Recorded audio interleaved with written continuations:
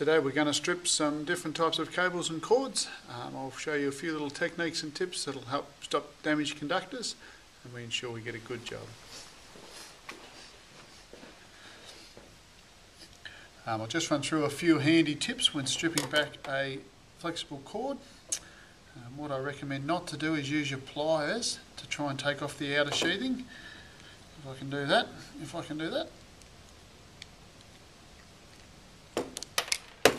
You can see that it's taken quite a lot of effort to cut through, and what I've actually done there is I've actually damaged the inner insulation on each conductor.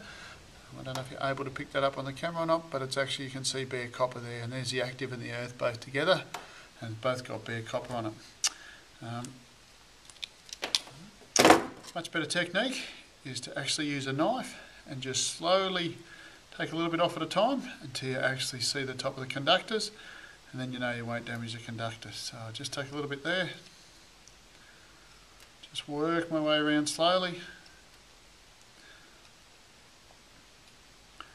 They say a stitch in time saves 9, so if you just take your time you won't have to do it again if you accidentally nick the conductor or the insulation on the inner conductors.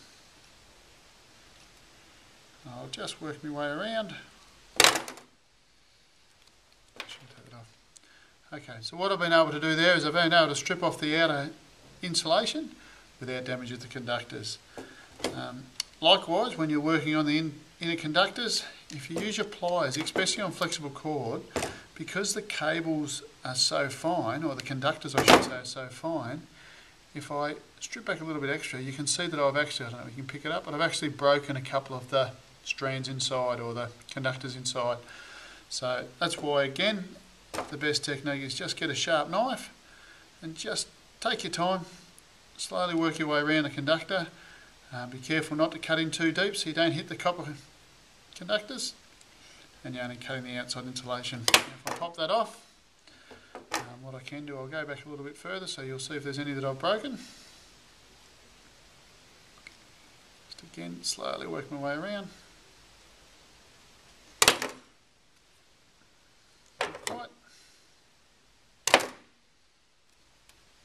Okay, now if I bend them open, I haven't damaged any of the conductors where I previously cut here. So if we cut any of the conductors, we actually reduce the current carrying capacity of the cable.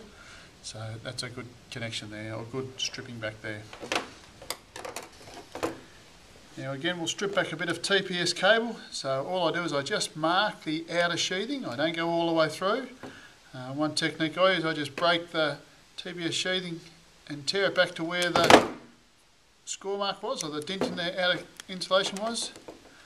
Again, tear off the two parts of insulation, and now I've taken back the TPS sheathing. Again, a lot of guys will use their pliers and actually strip off the insulation. As the same as a flexible cord, if I can take back a little bit further than there, you can see there that I've actually broken one of the conductors. And if I try and flex this one here, you'll see it'll break right on that bend. I don't know how accurate the camera is to pick that up, but we've really damaged those conductors. So again, a better technique. Take your sharp knife and just slowly work your way around. Out the way.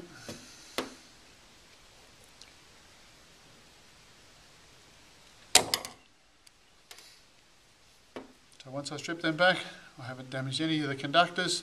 The insulation on the outside of our actual wire is not damaged, and the TPS sheathing stripped back.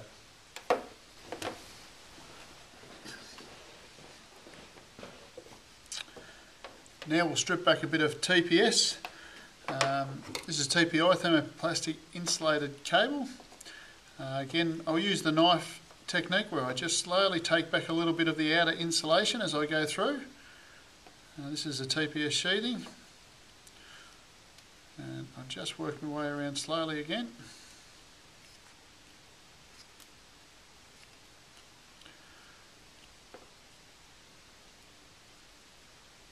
I should be able to just pull it off. And there we go. So I haven't damaged the insulation on the inner conductor. I haven't damaged any of the inner insulation, and I've only taken off the outer TPS sheathing. Again, same technique. I can just work my way around the insulation. I should be able to take that off.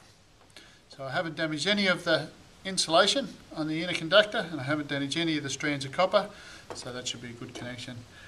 I'll just twist him up.